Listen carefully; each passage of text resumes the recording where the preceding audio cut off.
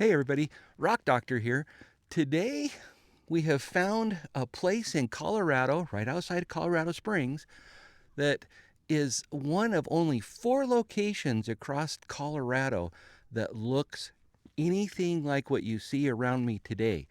So we're going to be walking through this area of intrigue, and we're going to try to figure out exactly what this place is and why it's here and why it's exposed and why it has all these crazy colors that we see as we walk through pretty much open grassland.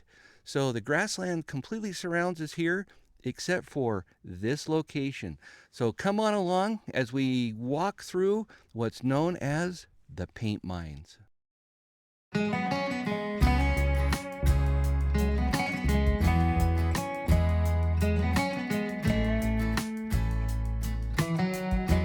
The Calhan Paint Mines Archaeological District was designated by the National Park Service and joined the U.S. Register of Historic Places on July 14, 2000. It offers a unique blend of geology, archaeology, and history to satisfy those who venture here to experience the location firsthand. The park has 4 miles of trails and covers 750 acres of grassland and geological formations of colored clay and sandstone-capped hoodoos. The closest town to the paint mines is Calhan, established in 1888 as a water station for the Chicago, Rock Island, and Pacific Railroad. The town was named after Michael Calhan, who had the contract to lay railroad tracks from the Colorado-Kansas border to Colorado Springs. However, when the town's first U.S. post office opened, the middle A had been dropped and the town was simply registered as Calhan.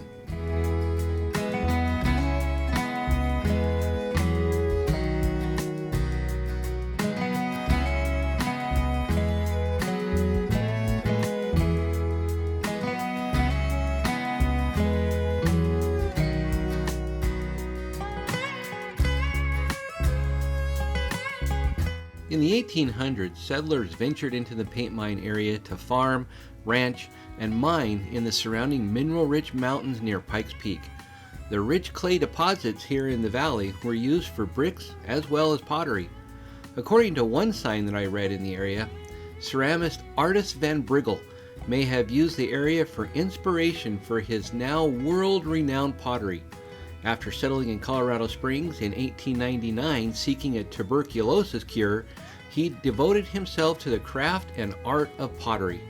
Although he died in 1904, the Van Briggle Pottery Studio remained operational until 2012.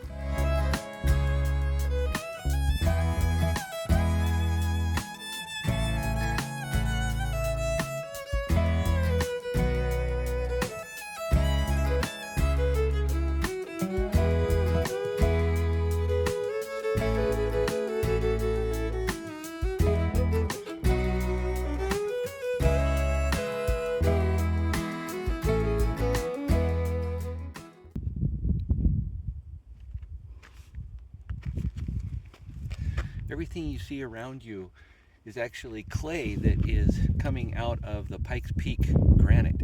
When granite weathers, it forms gruss, and the feldspars break down into forming clay. So as the Front Range continues to erode, that material was washed out onto the plains, and it forms these badland-like areas. And according to the sign, this is only one of 4 areas across Colorado that is exposed like this. And this has been utilized for thousands of years by people. They would come in, they would mine the area for clay. You can make pottery out of it. You can also make bricks out of it. So this stuff is this has been used for a long period of time, for, like I said, thousands of years. And it is all because of the Front Range and the Pikes Peak granite that we have that. And by the way, the formation that you can see here, according to the sign, we're right down here on the Dawson Arcos, and we're sitting on top of the Paleosol, which is an ancient, it would have been where the ground was back in the day. And according to this, it's about 64 million years old. So we are standing on 64 million year old soil at this point. that has been slightly covered by modern soils up on top of the ridge.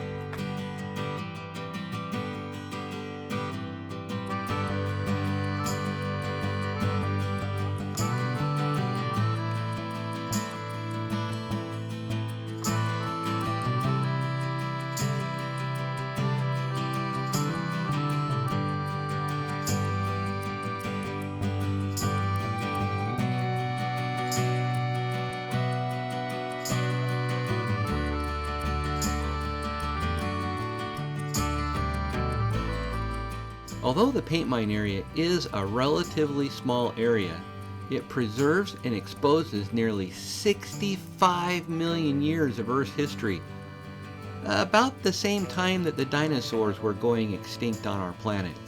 Here at the paint mines, the rock and clay layers continue to be weathered by seasonal wind and rain, creating headward erosion of the small valley.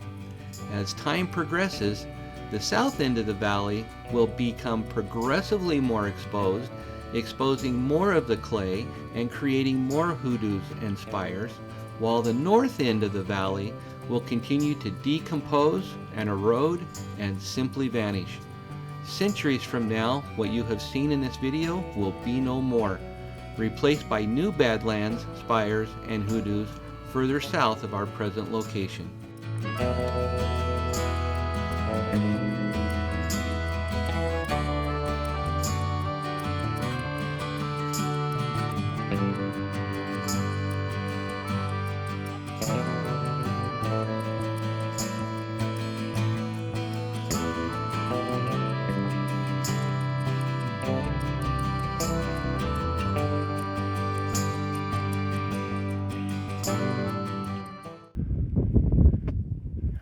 Area on this hoodoo. This is actually this little chunk of rock right here is called a hoodoo, and it's just an erosional remnant of all of this clay that you see around us. But right here is a great example of what's known as graded bedding, and geologists who study rocks and try to get their history and try to understand what they're trying to tell us can take a look at this, and they can see that this band right in here is really different than this band right in here.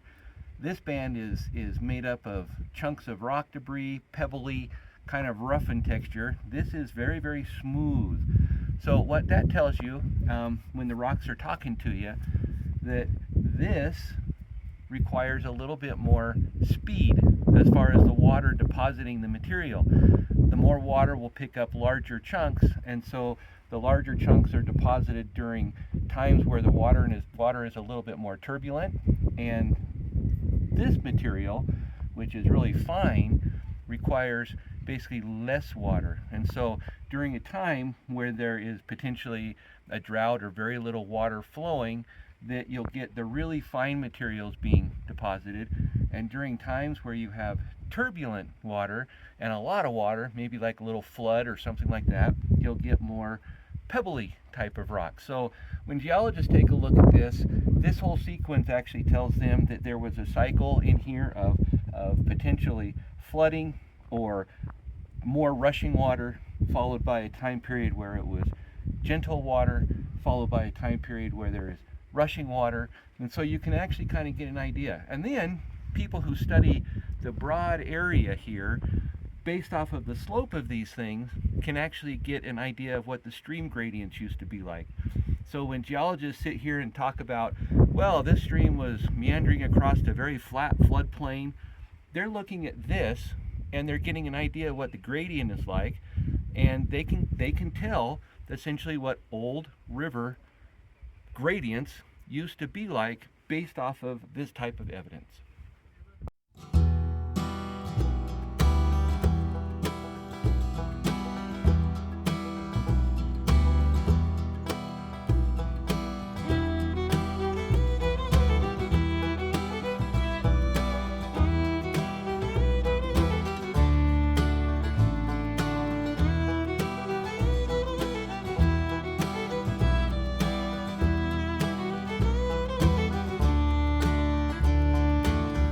Paint Mine area has been occupied and used for thousands of years. Arrowheads and other archaeological evidence found within the Paint Mine Valley suggest human occupation was about 9,000 years ago by the Apishapa culture. The Apishapa were primarily hunters and gatherers who sometimes farmed beans and maize. In the Paint Mine area, they could have easily gathered wild plants and hunted bison, deer, pronghorn, and rabbit. The myriad of channels in the valley were utilized to herd and trap bison, where they could be easily and safely harvested with primitive bows and arrows and atlatl spears. I have been to a number of these natural hunting traps across Wyoming and Colorado. These sites were utilized time after time as an efficient way of harvesting large numbers of animals for food, hides, and bone tools. The Apishapa lived in rock shelters, single or multi-room structures, or in campsites, generally in protected areas near flowing water. One of these campsites is located a few miles west of the paint mines near Colorado Springs, in Turkey Canyon on the Fort Carson Army installation. Other campsites have been located north of Pueblo, Colorado. The Apishapa made cord-wrapped pottery and could have easily acquired the clay and paint pigments from the paint mine area.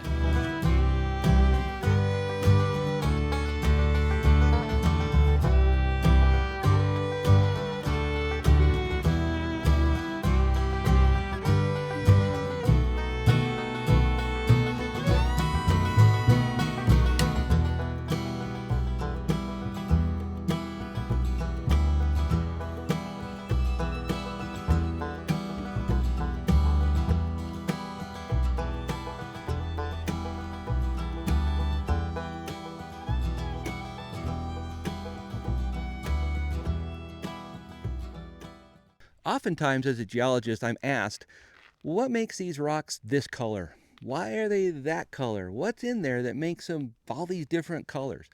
Well, behind me, you can actually see a whole series of colors that just kind of pop out of the rock. Oftentimes when you see the kind of the yellowish, orangey colors, that's actually the mineral goethite and limonite, which is a decomposed iron type of mineral. The red is in this area. The red comes from Arco sandstone, and it's also probably an iron staining that gives it the red colors. The reds that you see all the way across the desert Southwest and into Colorado and southern Utah and Arizona and New Mexico, those are decomposing irons, and it gives it that flaming red color, what makes the Southwest famous for its rock formations. But here you get a little bit of a flavor. It's really dominant here, the yellows, and that's the mineral goethite and limonite.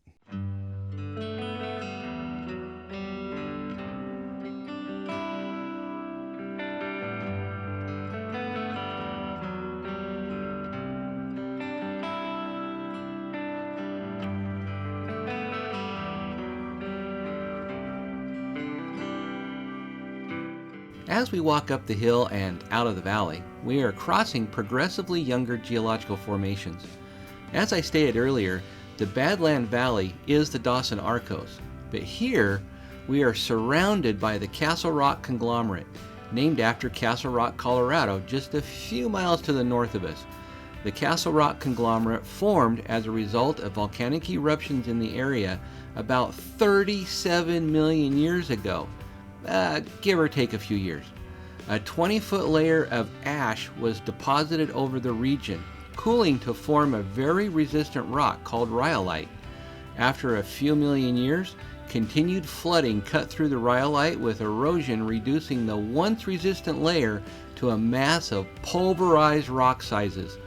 These seasonal mass flooding events and non-stop erosion of the volcanic rock form the Castle Rock conglomerate we see today.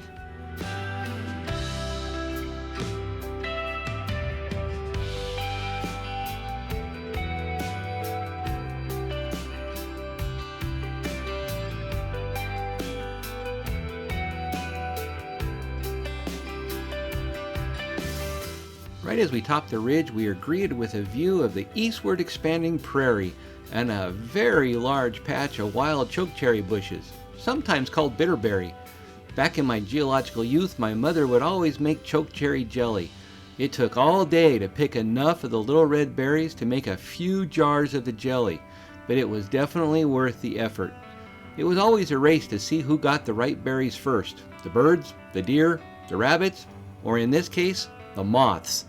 It looks like this patch has gone to the moths this year. Our hearts beat to the city streets. We began to feel the fire. We rise like tall buildings as the chemicals, they take us higher. The night's young, it has just begun as she puts her hand in mine. We wanna chase the night, wanna dance to the light, pull the stars from the sky, just two hearts running wild. Never sleep, never stop, as we shout from the top. We're gonna be two hearts running wild.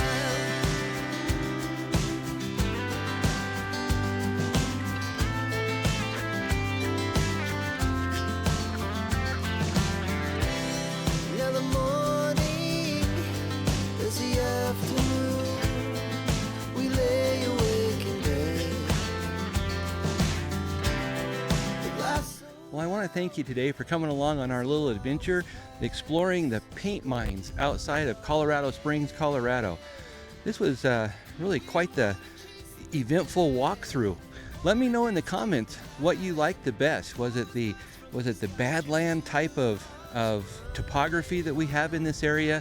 How the grassland opened up and just exposed everything that you see here? Was it the different colors? Was it the history? Let me know in the comments. We answer every comment. Also, while you're at it, make sure you hit the big thumbs up button. Make sure you turn on the notifications. You don't want to miss any videos coming out from the Rock Doctor. And most importantly, make sure you hit that subscribe button. Well, until next time, don't take a trip, let the trip take you. I'll be seeing you on down the road.